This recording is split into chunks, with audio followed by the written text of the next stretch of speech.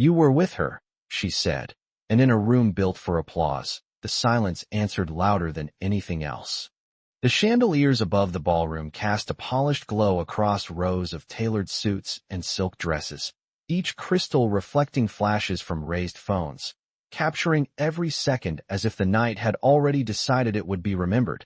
And at the center of it all stood Ava Brooks, her posture still, her chin lifted just enough to hold her dignity in place, while the weight of what she had just seen pressed quietly against her ribs, the distant hum of a live jazz quartet fading into nothing as her words settled into the air between her and Ethan Caldwell, the man whose name alone could move markets and silence rooms, his tuxedo flawless, his expression controlled, but just a fraction too late to hide the truth she had already witnessed in the reflection of a mirrored column moments before, his hand too close to another woman's waist, his voice lowered in a way Ava had once believed was reserved only for her.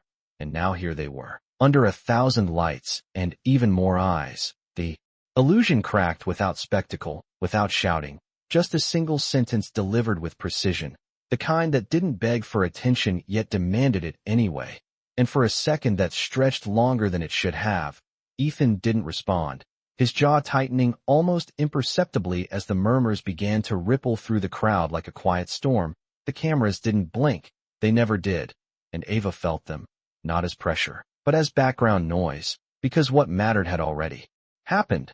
The shift had already taken place. Something inside her had aligned with a truth she could no longer ignore, and she didn't wait for an explanation, didn't give him the space to reshape what she had seen into something softer, something acceptable, because she knew better now, knew the cost of staying in a moment that asked her to doubt her own clarity. So she stepped back, just one step, her heels steady against the marble floor, her breathing even though her chest felt tight. And, for the first time that night, Ethan moved, a slight reach forward, a flicker of something unfamiliar crossing his face. Not fear, not yet, but the early shadow of loss. "Ava," he said, low, controlled, like he could still contain this, like this was just another negotiation he could win. But she didn't answer, didn't give him a word to hold on to, because she understood something he didn't. That silence, when chosen, wasn't weakness, it was closure. And as she turned, the room seemed to tilt with her movement, conversations halting, heads turning, the sound of glassware clinking somewhere far off as she walked through the parted space of onlookers who didn't dare step into her path, each step measured, unhurried, as if she had rehearsed this moment even though she hadn't, as if her body knew exactly what to do when her heart decided it was done negotiating its worth. And behind her, the man who had always been in control stood still for just a second too long, the weight of what he was losing not yet fully formed but already irreversible. The doors at the end of the ballroom opened with a quiet push, the cool night air slipping in to meet her as she crossed the threshold, the city lights stretching out beyond the entrance like something wide and uncertain, but undeniably hers. And she didn't look back, not because it didn't hurt, but because she refused to let the last image of her be someone waiting to be chosen. And as the doors closed behind her, cutting off the music, the voices, and the version of her that had once stood inside that room believing she was enough for a man who had never learned how to stay, the silence followed her into the night, not empty, but full of something steady, something final, something that would take years to understand but only seconds to choose. And inside, beneath the fading echoes of a party that no longer mattered, Ethan Caldwell finally exhaled, unaware that the moment he had just lost would not return quietly, and that one day, years from now, it would come back to him, not as a memory, but as a presence he could no longer ignore. The city did not notice her leaving, but Ava felt every step of it as she moved down the quiet sidewalk, the echo of the gala fading behind her with each breath she took, the cool night air brushing against her skin like a reset she had not asked for but needed all the same, her heels striking the pavement in a steady rhythm that kept her grounded while everything inside her tried to catch up, the streetlights casting long shadows that stretched and shifted as she walked. And for a moment she allowed herself to feel it, not the betrayal itself, but the clarity that followed it, the kind that came when denial no longer had a place to hide. And she pressed her lips together, holding that truth in place as if speaking it out loud might somehow weaken it, because it would not. Not anymore, and somewhere. Behind her, beyond the glass doors and the curated perfection of a room designed to impress, Ethan was still standing in the aftermath of a sentence that had not raised its voice, but had ended everything all the same. His assistant's voice breaking through the noise around him, asking if he wanted the car brought around, if the press should be managed, if statements needed to be prepared, but he did not answer right away. His gaze fixed on the entrance she had just walked through, as if he could reverse it by sheer force of will, as if time could be negotiated the same way contracts were. But it could not, and he knew that, even if he did not admit it yet, because something about the way she had looked at him had removed the option of explanation. It had not been anger, not even disappointment. It had been recognition, the kind that closed doors without slamming them, and that unsettled him more than anything louder ever could. And when he finally moved, it was not with the confidence the room expected from him, but with a measured pace that carried a weight he had not planned for, stepping out into the night just as her figure disappeared beyond the reach of the building's light, the distance between them no longer something he could bridge with a call or a command. And he stopped at the edge of the sidewalk, his breath visible in the cool air, his hands still at his sides, as if unsure what they were supposed to do, without control guiding them. And for the first time in a long time, Ethan Caldwell did not know what to say, because there was nothing left to negotiate, nothing left to spin into something acceptable, only a silence that settled around him in a way that felt unfamiliar and uncooperative. And back down the street, Ava slowed just enough to steady herself, her hand brushing lightly against her abdomen without fully realizing it. A small, instinctive motion that held more meaning than she was ready to face. Her steps pausing beneath a dim streetlight as she closed her eyes for a second, drawing in a breath that felt heavier now, not because she doubted her decision, but because she understood its consequences. And when she opened her eyes again, there was no hesitation left in them, only a quiet resolve that did not need to be announced to exist. And she reached for her phone, not to call him, not to explain, but to order a ride that would take her somewhere new, somewhere outside the reach of a life that had just proven it could not hold her truth without breaking it. And as the car pulled up, its headlights cutting through the darkness with a steady beam, she stepped inside without looking back, the door closing with a soft final sound that marked the end of something that would not be revisited the same way again. And across the city, Ethan stood alone for a moment longer before finally turning away, unaware that the distance created in that single night would not be measured in blocks or miles, but in years, in choices, and in a future that had already begun to unfold without him. The next morning arrived without ceremony, the sunlight filtering through a narrow window in a quiet apartment miles away from the glass towers Ethan called home, and Ava sat at the edge of the bed with her phone resting face down beside her, the silence around her no longer heavy, but unfamiliar in its steadiness, as if the world had paused just long enough to let her decide who she would be without him in it.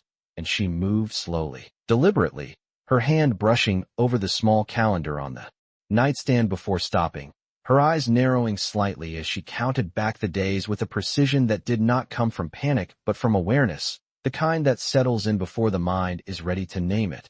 And her breath caught just slightly, not sharp, not fearful, but enough to shift the rhythm of the room, and she stood, crossing the short distance to the bathroom, where the light flickered, once before holding steady, the mirror reflecting a version of her that looked composed on the surface but carried something new beneath it, something forming, something undeniable. And minutes later she stood still again, the quiet stretching around her as the realization settled in, not like a storm, but like a fact that had always been waiting to be acknowledged. And she did not cry, did not collapse, did not reach for the phone to call him, because even now, with everything shifting inside her, she understood that some truths were not meant to be handed over to someone who had already proven they could not hold them with care. And across the city, Ethan's morning unfolded in contrast, the controlled efficiency of his penthouse office filled with the low hum of calls, emails, and assistants moving with practiced precision, the night before already being reframed into something manageable, something that could be explained away with the right narrative. But every time he paused, even for a second, her voice returned, not loud, not accusatory, just clear, and it cut through every attempt he made to reduce it to a misunderstanding. Because it had not been a question, It had been a conclusion, and that difference sat with him longer than he expected, his hand resting against the glass wall as he looked out over the city, searching for something he could not quite define, while Ava, miles away, folded her reality into quiet decisions. She scheduled an appointment. She packed what little she had brought with her. She canceled the lease she had signed under a version of her life that no longer existed, and she did it all without announcement, without seeking validation, because she had already made the most important decision the night before, and everything now was simply alignment. And when she stepped out into the late morning light, a small envelope tucked securely in her bag, there was no hesitation in her stride, only a calm determination that came from knowing that the path ahead would not be easy, but it would be hers, fully hers. And in the days that followed, the city that once felt central to her life became distant, replaced by quieter streets, smaller spaces, and a routine built not around someone else's world but around her own unfolding truth. And she carried it with her, not as a burden, but as something protected, something chosen. And Ethan, for all his reach and resources, never saw it coming, never knew that while he adjusted headlines and controlled outcomes, something far more permanent had already slipped beyond his influence, growing quietly, steadily, into a reality that would one day stand in front of him, undeniable and unchanged by anything he could say. Time did not rush her. It unfolded slowly, measured in quiet mornings and long evenings where the only sound was the soft hum of life continuing without spectacle. And Ava learned how to move within that silence with a steadiness she had never needed before, her days no longer defined by schedules set in glass offices or expectations shaped by someone else's ambition, but by small, deliberate choices that built something real, something grounded. And as the months passed, her world narrowed in size but expanded in meaning, the apartment modest, the streets familiar, the people around her unaware of the life she had stepped away from. And that anonymity became a kind of protection she had not realized she needed, while within her, the quiet truth she carried grew stronger, more present, shifting from something abstract into something undeniable. Each appointment marking a progression she tracked not with fear, but with resolve, her hand often resting lightly against her stomach as if acknowledging a presence that required no words to be understood. And she spoke less during those months, not because she had nothing to say, but because everything that mattered no longer needed to be explained out loud. And across the country, Ethan's life continued at full speed, acquisitions closing, headlines praising his precision, his name appearing in places that reinforced the image he had spent years constructing. But beneath that momentum, something remained unresolved, a quiet disruption that surfaced in moments he could not control, in the pauses between meetings, in the reflection of himself in mirrored elevators, in the way his voice sometimes faltered for just a second before returning to its usual certainty. And he told himself it was temporary.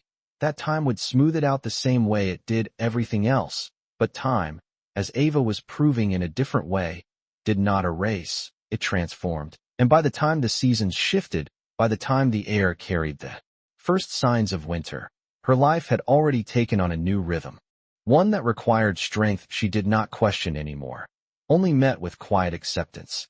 And when the day finally came, it did not arrive with chaos. It arrived with focus, with controlled breaths and steady hands, with a determination that held through every moment, because she had chosen this path long before she stepped into that room.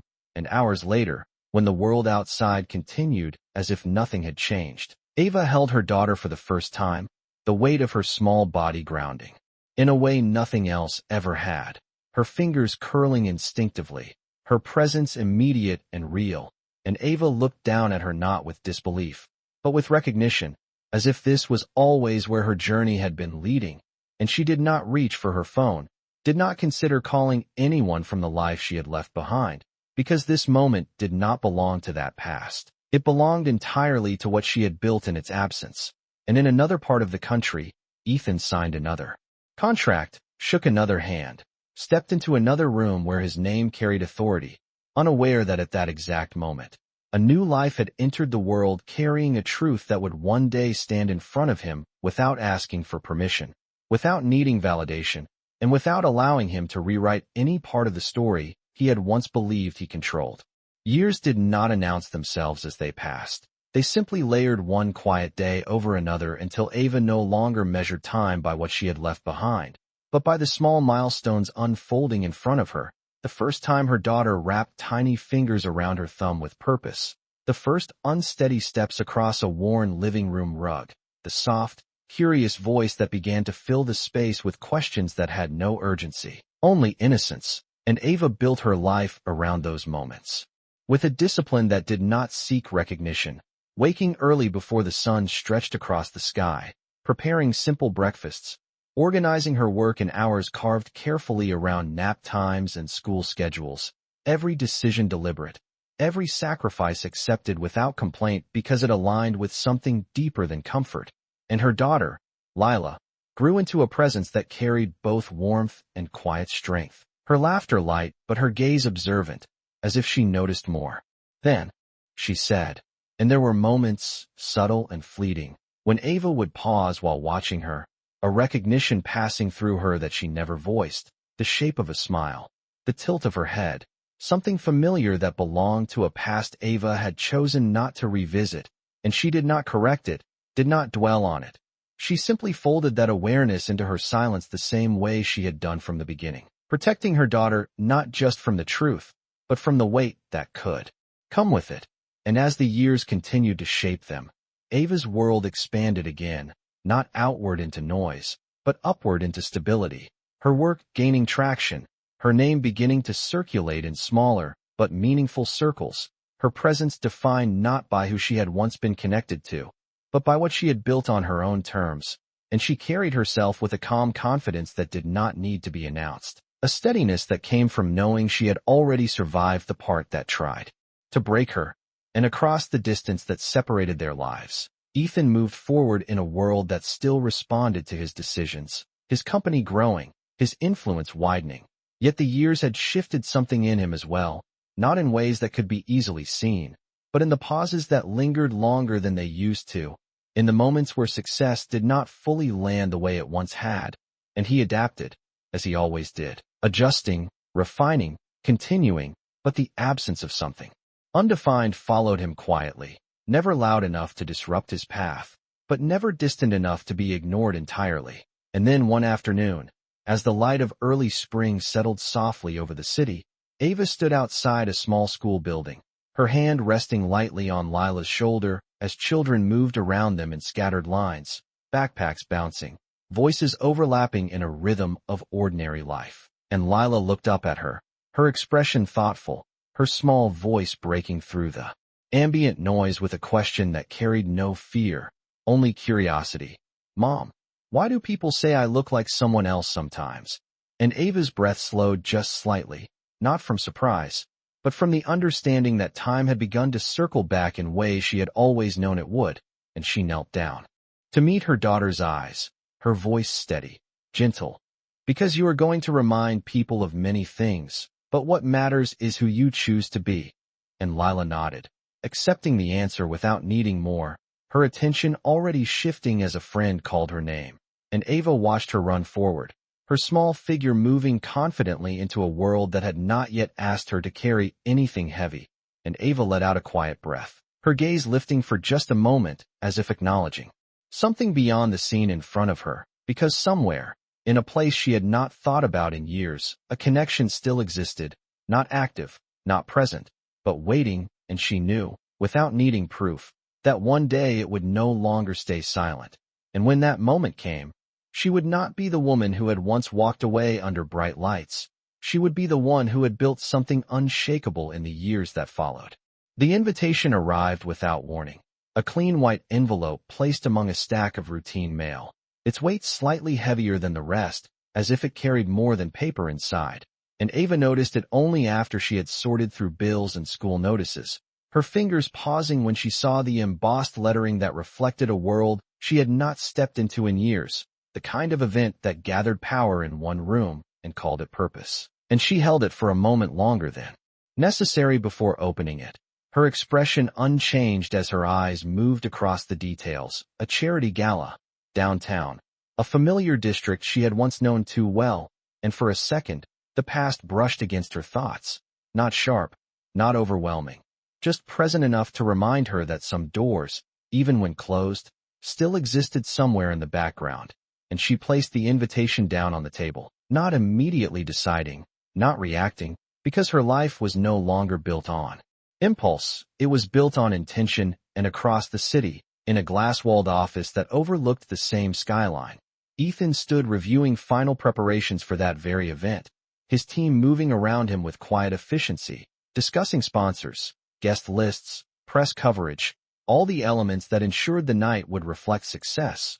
But his attention drifted more than usual, his focus interrupted by something he could not name, a subtle restlessness that had followed him in recent months, and he dismissed it the way he dismissed anything that did not serve a clear purpose, returning to the details, to the structure, to the control he understood, while Ava, later that evening, sat across from Lila at their small dining table, the soft glow of a single overhead light settling gently over them as her daughter spoke about school, about friends, about simple things that carried no weight beyond the moment they were in. And Ava listened fully, present in a way she had learned to be, her attention steady, her responses warm but measured, and when the conversation slowed, her eyes drifted briefly toward the envelope resting near the edge of the table, its presence quiet but undeniable, and Lila noticed the shift, her small voice curious but calm. "Is that something important?" And Ava looked back at her, a faint smile touching her lips as she answered, "It might be," and there was no hesitation in her tone, only consideration, because she understood now that returning to a place did not mean returning to who she used to be, and the decision was not about the past. It was about who she had become since then, and the next morning, as sunlight filled the apartment, she moved through her routine with the same steady rhythm, preparing breakfast, organizing the day, but there was a quiet shift in her movements, a subtle alignment, as if something ahead had already been accepted before it was fully decided, and later, as she stood in front of her closet, her hand resting on a dress she had not worn in years, something simple but elegant, she did not hesitate, not because the choice was easy, but because it was clear, and across town, Ethan adjusted his cufflinks in a mirror that reflected a version of him the world recognized, composed, precise, unshaken, yet beneath that surface, something remained unsettled, a quiet awareness that the night ahead carried more than just another successful appearance, though he could not yet define why. And as the city prepared itself for another evening of lights and movement, neither of them knew that the distance measured in years was about to close in a single moment, not with noise, not with spectacle, but with a presence that would not ask for attention, only recognition. And Ava, standing by the door with her keys in hand, glanced once more at her daughter, who smiled back without question, unaware of the significance of what was about to unfold, and Ava returned that smile with a calm certainty before stepping out, carrying with her not the weight of the past, but the strength of everything she had built since leaving it behind. The ballroom was already alive when Ava arrived, the soft glow of chandeliers spilling across polished floors and carefully arranged tables, the low murmur of conversations blending with the distant notes of live music. And for a moment she stood just inside the entrance, not hesitant, not overwhelmed, simply observing, her posture steady as her eyes adjusted to a world that once felt familiar but now carried a different weight. The cameras were there.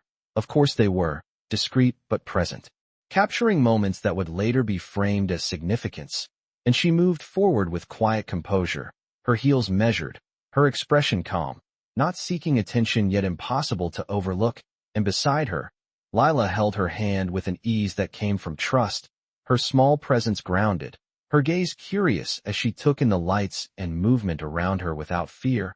And across the room, Ethan stood near the center of attention, surrounded by investors and executives, his voice steady as he spoke about impact and growth, the words polished, practiced, designed to carry authority. But then something shifted, subtle at first, a pause in his rhythm that only he seemed to notice, his eyes lifting just slightly as if drawn by something beyond the conversation in front of him. And that was when he saw her, not as a memory, not as a fragment of something unfinished, but as a presence that existed fully in the same space as him, and for a second that stretched longer than it should have. Everything else receded, the voices, the movement, the expectations, all fading into the background as his focus locked onto Ava standing across the room, her hand gently holding that of a little girl whose face caught the light just enough to reveal details that did not belong to coincidence. The shape of her eyes, the line of her jaw, something unmistakable that did not ask for confirmation. It simply existed. And Ethan's breath slowed, not from shock, but from recognition, the kind that settles deep before the mind can form the question, and his words faltered, just briefly, just enough for those closest to him to notice, but not enough to explain, and Ava did not look away. She did not step back. She simply stood there, meeting his gaze with a calm that carried years within it, her silence unchanged, her presence unshaken, and Lila, unaware of the shift unfolding around her, looked up at Ava, her voice soft but clear, asking a simple question about the music, and Ava answered with a quiet smile, her attention returning fully to her daughter as if nothing else in the room held greater importance.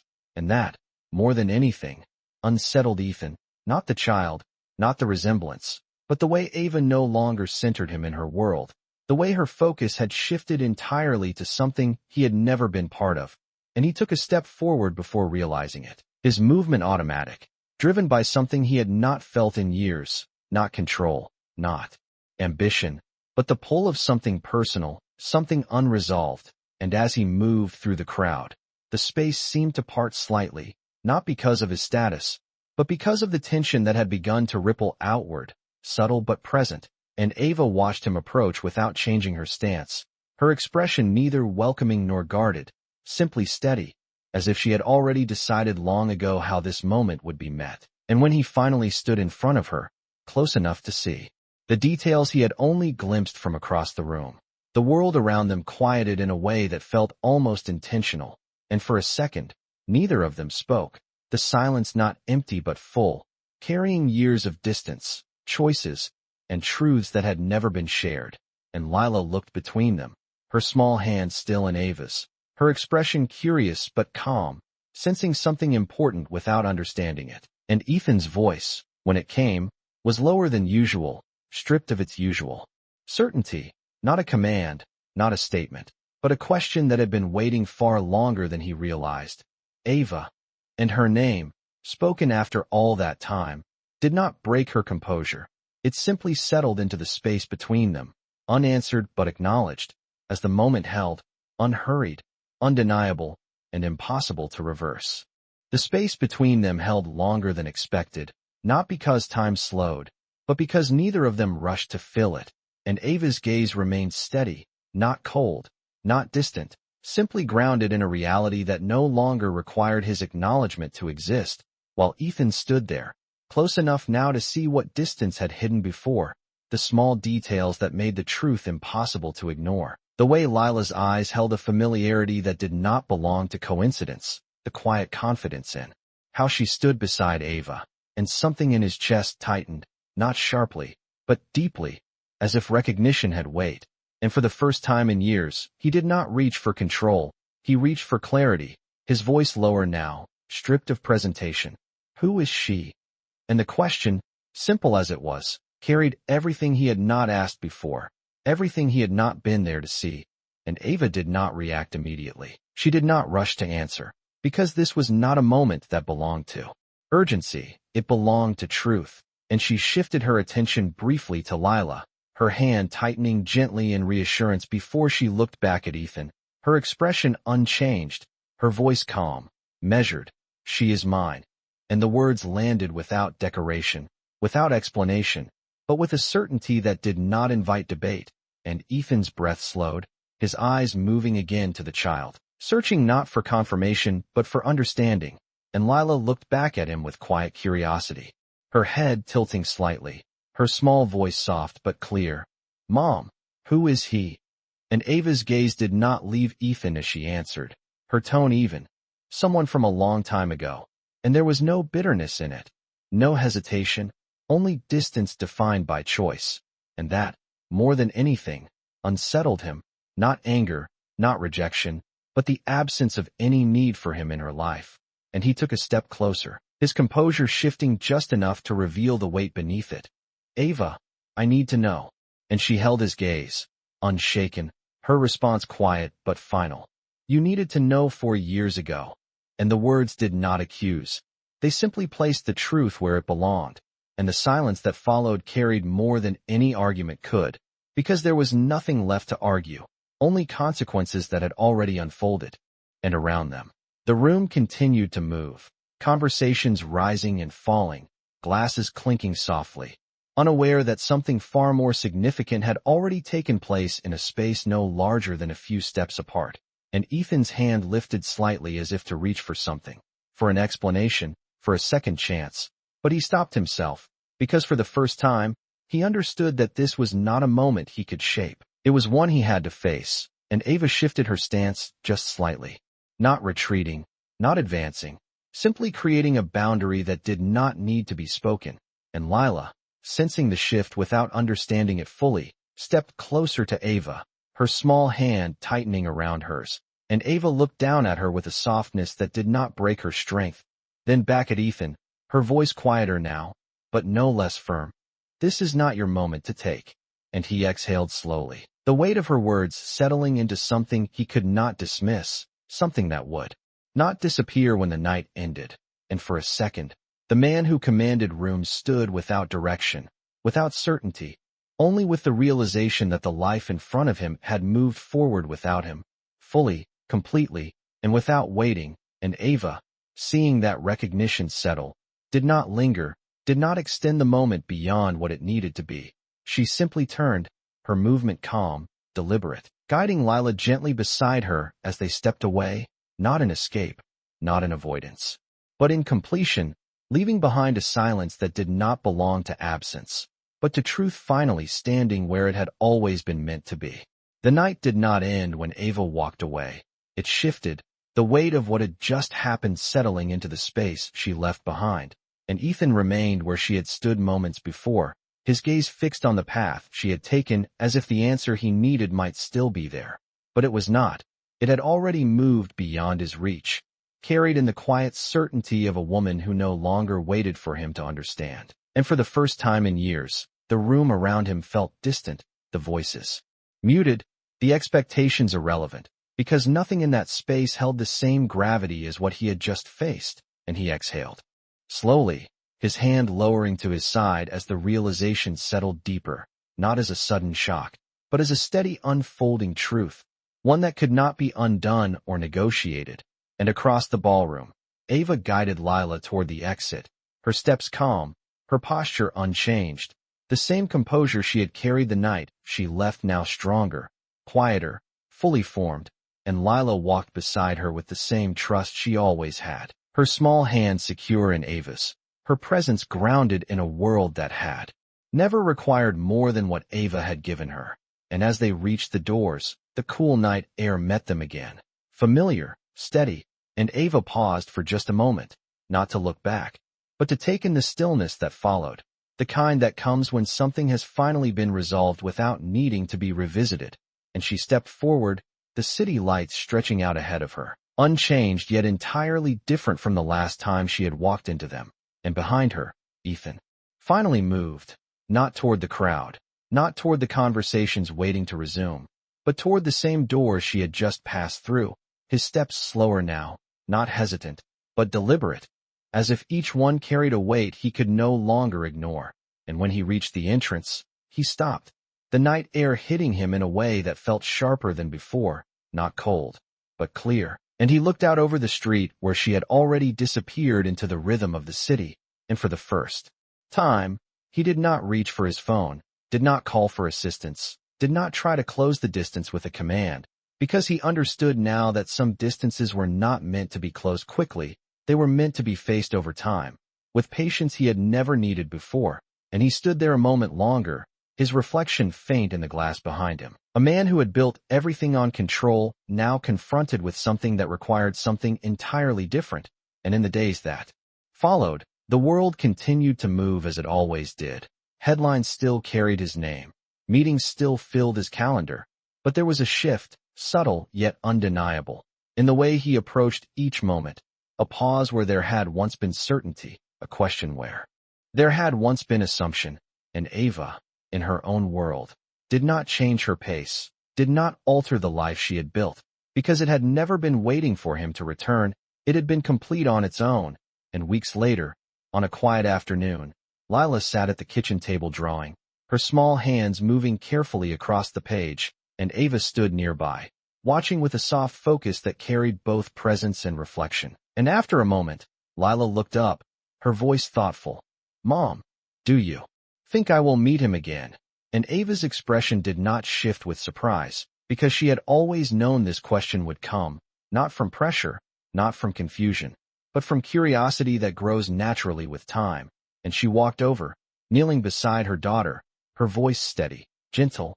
"If that happens, it will be because it is right, not because it is forced." And Lila nodded, accepting the answer with the same quiet trust she always had, returning her attention to the drawing in front of her. And Ava remained there for a moment longer, her gaze soft but certain, because she understood something now that she had not before. That closure was not something given by another person. It was something built through choice, through time, through the life she had created without needing permission. And somewhere across the city, Ethan stood in his office looking out over the skyline once more, but this time, his reflection did not hold the same certainty. It held awareness. The beginning of something that did not come with guarantees, only with the understanding that the life he had missed was not waiting for him to claim it. It was waiting for him to prove, quietly, consistently, that he was worthy of even being considered part of it. And the story between them did not end that night. It simply changed, no longer driven by control or absence, but by the slow, undeniable movement of truth finding its place in a world that could no longer ignore it.